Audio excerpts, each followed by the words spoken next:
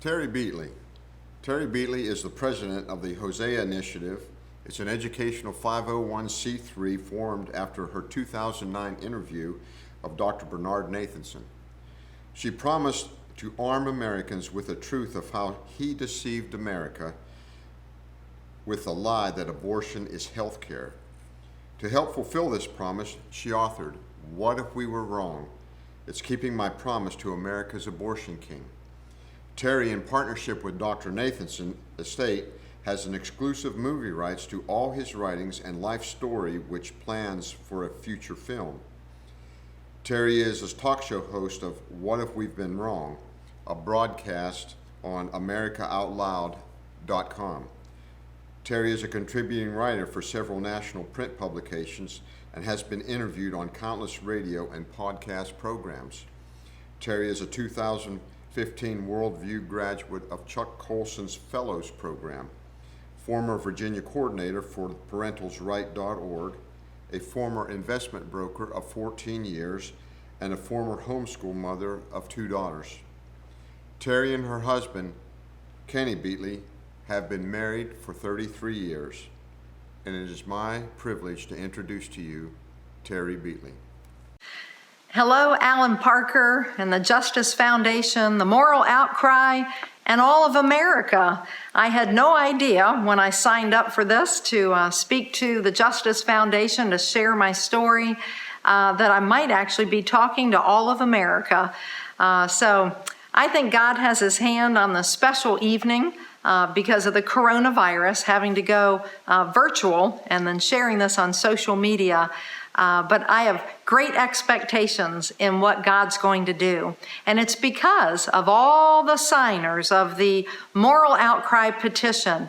You have a job to do, and it's to share the truth of what the father of the abortion industry left behind and to garner more signatures for the Moral Outcry, and then hopefully to support the Justice Foundation as well. All right, my name again is Terri Beatley, and I had the rare opportunity to interview Dr. Bernard Nathanson. He was once known as America's abortion king and the father of America's industry of abortion. You see, Dr. Nathanson co-founded what is called today NARAL Pro-Choice America. That's NARAL. It used to be called the National Association for the Repeal of Abortion Law. Later, they changed their name to Abortion Rights Action League. And then today, they just use the acronym NARAL Pro-Choice America. He also trained Planned Parenthood doctors in 1970, 71, and 72 on how to kill children in the womb. Dr. Nathanson is the most important person in the history of the abortion movement in America. And why do I say that? Because the father of America's industry of abortion became 100% unequivocally pro-life. And he wanted every American to know the truth of how he deceived our country with the lie that abortion is women's health care.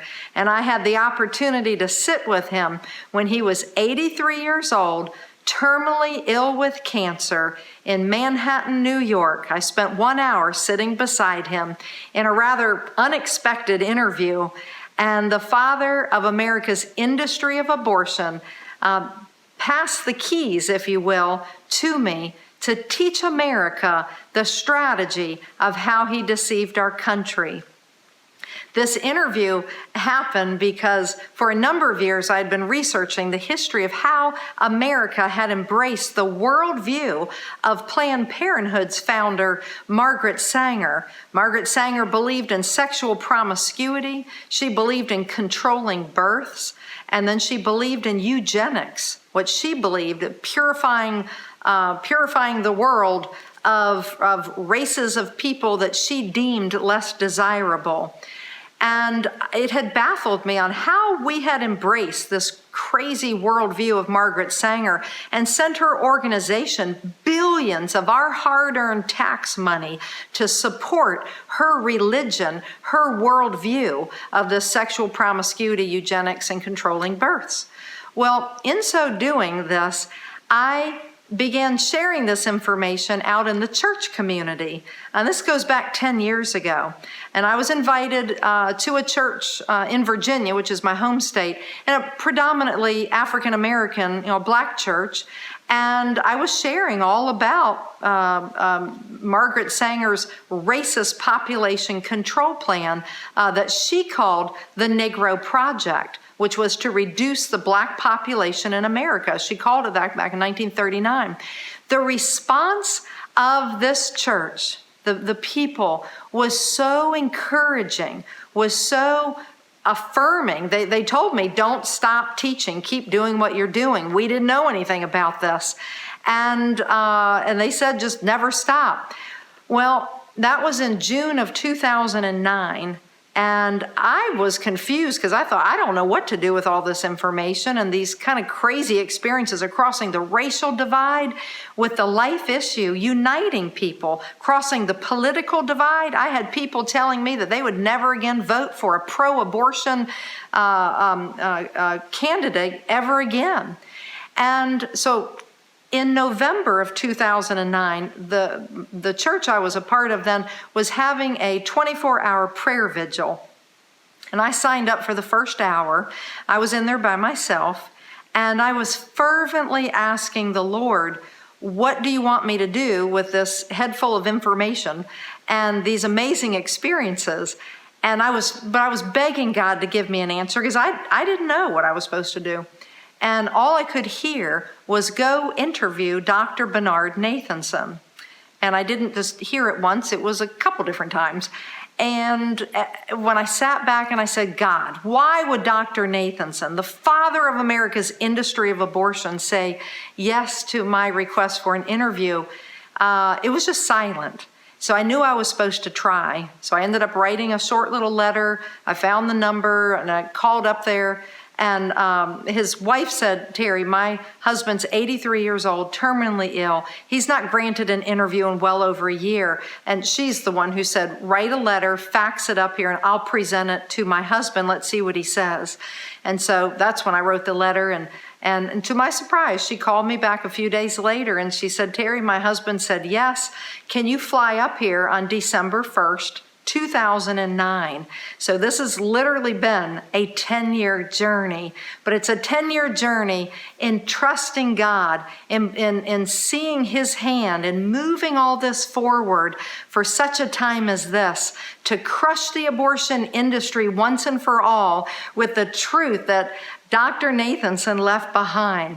So at the end of the interview, as I think I've said, Dr. Nathanson told me to teach the strategy of how he deceived our country with these 8 points of propaganda. And that's what I'm going to do right now. I'm going to teach you this, and we actually have it. This might appear backwards, but we have it in a fact check booklet. It's a little 4x6-inch booklet, and Alan Parker can tell you how to get your hands on more of these. But we teach the 8-point strategy of how Dr. Nathanson deceived our country with the lie that abortion is women's health care. The first thing he and his partner did, that's Lawrence Lader, they were two atheists, and they teamed up. Lawrence Lader was enamored with Margaret Sanger. He wrote a biography about her.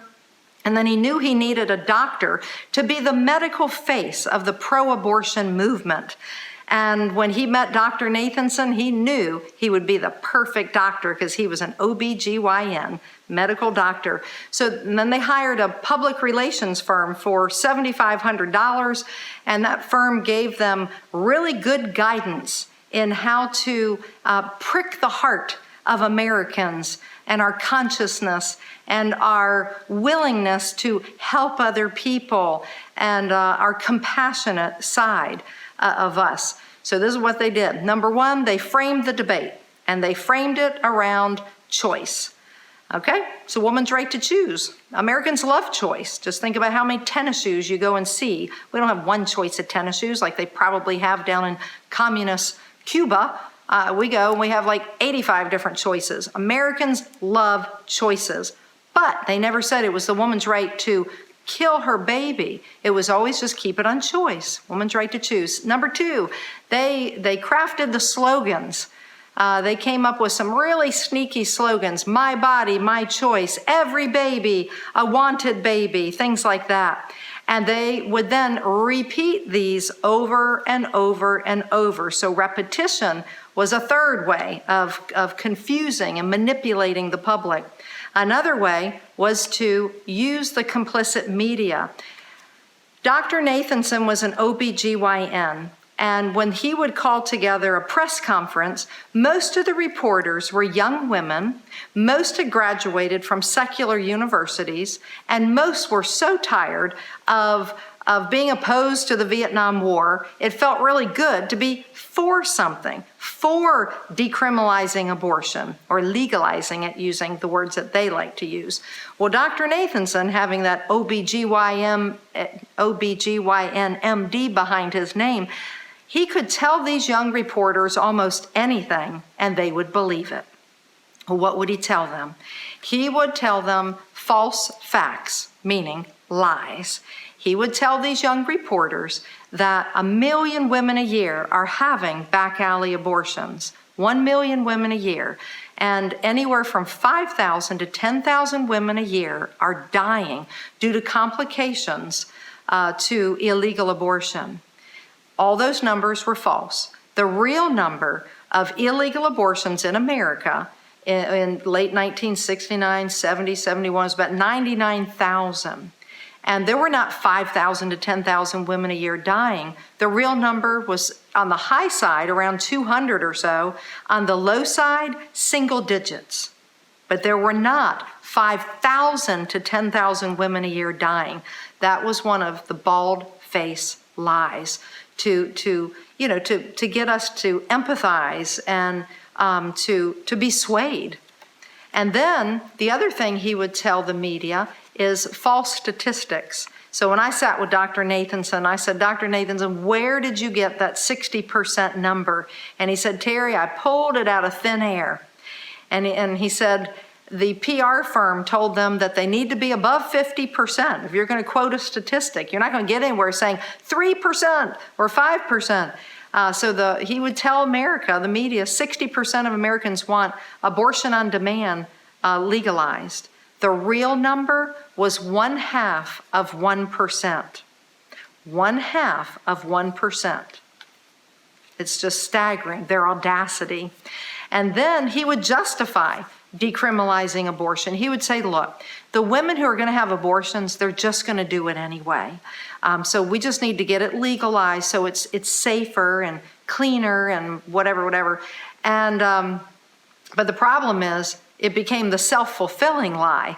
Because remember, he would tell the media that 1 million abortions a year are happening, but the real number was around 99,000. But as soon as we had Roe v. Wade, the numbers quickly shot up to 1.5 million abortions a year. Okay? Because when you legalize something, it's going to drive the demand for that up. When you keep it illegal, the demand for it goes down. And I usually have to just give a joke at this moment, because I usually say when I fly over Colorado, which is now legalized marijuana, you can't fly over that state and not get stoned, because there's so much pot smoking going on now in Colorado. But it makes actually for a really good object lesson, because it has run rampant in Colorado. And so bottom line, when you legalize something, the demand for it goes up. So that's a lie when the pro-abortion side, will use excuses like, just as many women will get it, it's, even though if it's illegal and it's going to be more dangerous or whatever, all of it's a lie. Okay, number 8, he implemented the Catholic strategy. Now, why? Because NARAL was based up in the state of New York, and they were first trying to flip this 140-year-old law in New York, which they did in 18 months.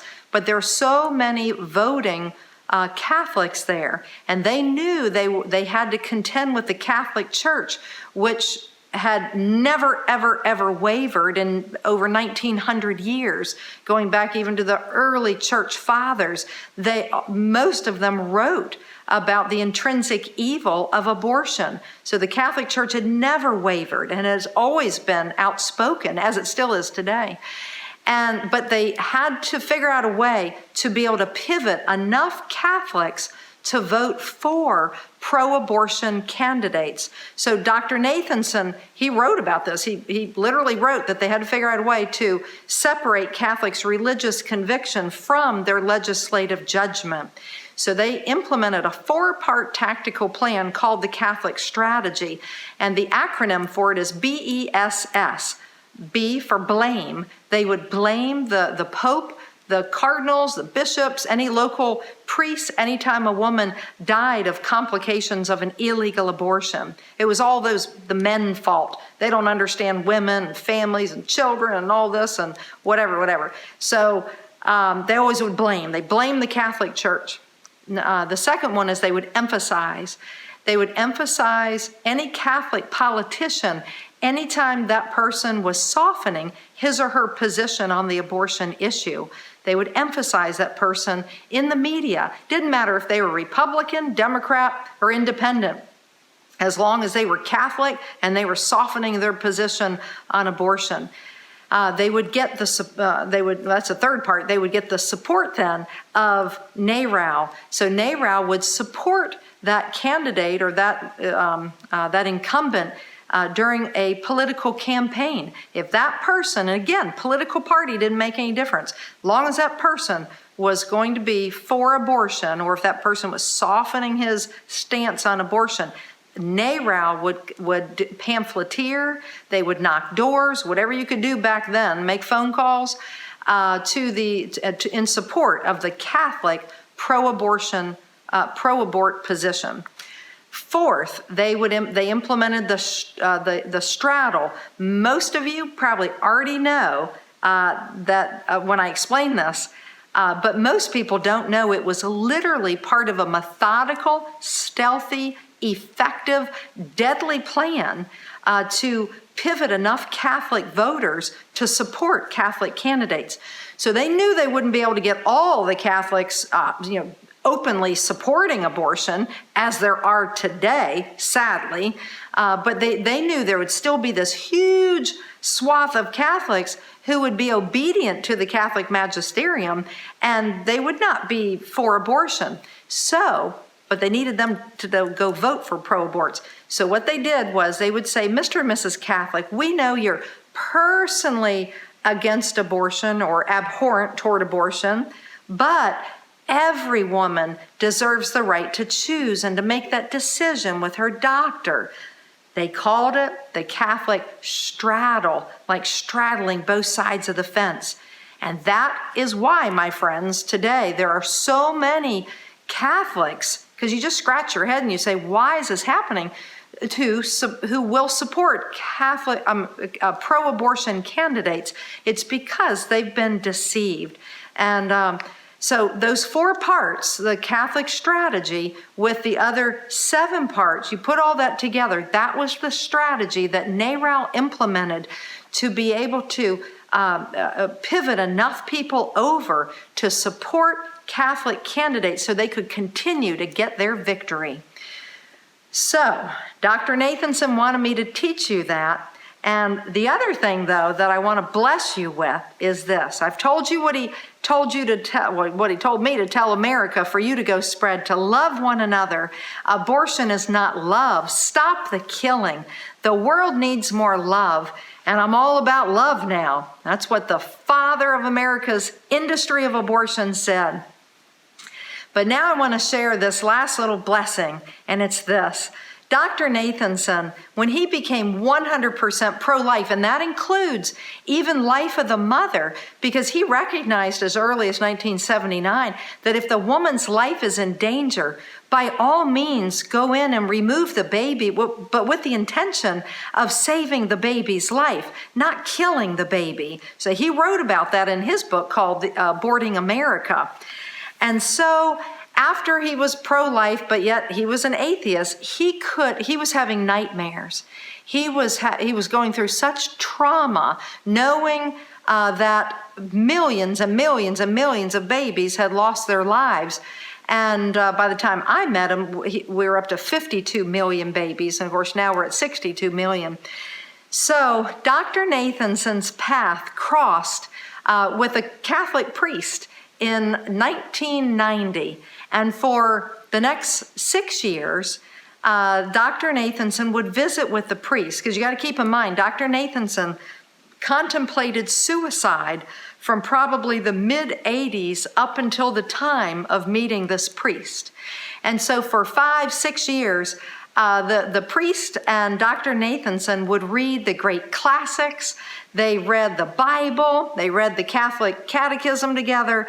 And Dr. Nathanson realized that he was no longer contemplating suicide, that every day he was beginning to think of Jesus Christ. So I'd like to read to you Chuck Colson's description of Dr. Nathanson's baptism in New York City on December 8th, 1996. It's worthy of every American hearing this, because I think this is why God has Dr. Nathanson's story stored up for such a time as this. And it's because Dr. Nathanson's legacy leads everybody to the cross of Jesus Christ.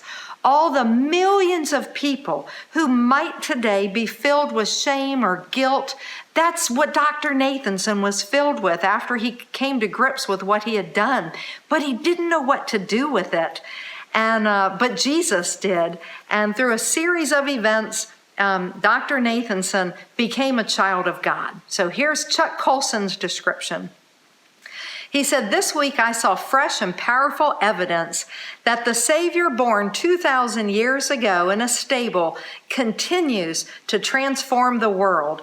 Last Monday, I was invited to witness a baptism in a chapel of St. Patrick's Cathedral in New York City. The candidate for baptism was none other than Dr. Bernard Nathanson, a man who personally presided over some 75,000 abortions, including the abortion of his own child. I watched as Nathanson walked to the altar. What a moment!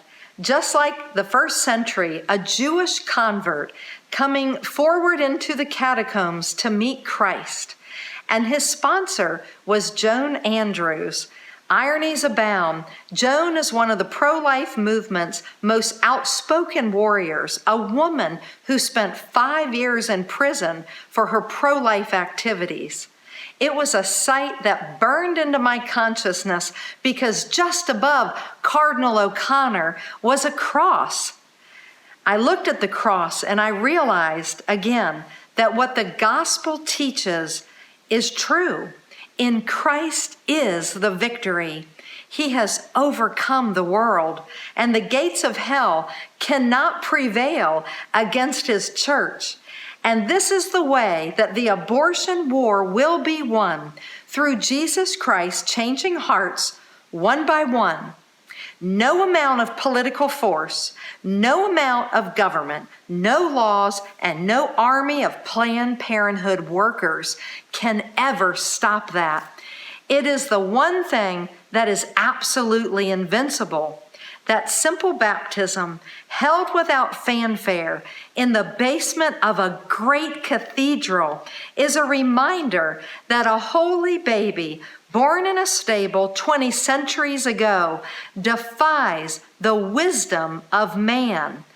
Christ cannot be defeated. Amen. Boom, as I usually say in my public speaking, boom. Christ can't be defeated. That even Jesus Christ never lifted his hand off Dr. Bernard Nathanson. He was like the little lost sheep. And Christ found Dr. Nathanson and purged him from all the guilt, all the shame. He remade Dr. Nathanson. And from 1996 until the day he died in February 2011, Dr. Nathanson proclaimed the gospel of life. He was a witness to life.